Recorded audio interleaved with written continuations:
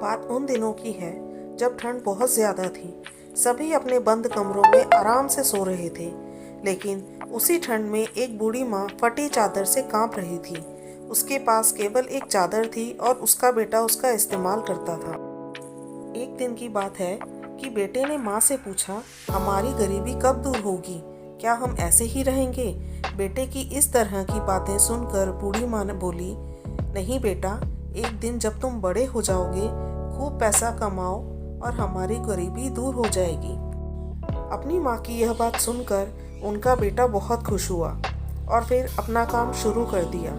बूढ़ी माँ एक सेठ के यहाँ काम करती थी अपने बेटे को पालने के लिए। समय बीत गया और एक दिन उस बूढ़ी माँ ने अपने बेटे को ले लिया और सेठ से एक चादर मांगी। सेठ बहुत अच्छा था, उसने तुरंत एक चादर मंगवाई। बूढ़ी माँ चादर पाकर बहुत खुश हुई और कहा कि एक दिन मैं इस चादर की कीमत ज़रूर चुकाऊंगी। कुछ समय बाद बुढ़िया का लड़का बड़ा हुआ और उसने काम करना बंद कर दिया। कुछ समय बाद उसके बेटे को उसी सेठ की नौकरी मिल गई। बूढ़ी माँ को पता नहीं था, लड़का बहुत अच्छा काम करता था।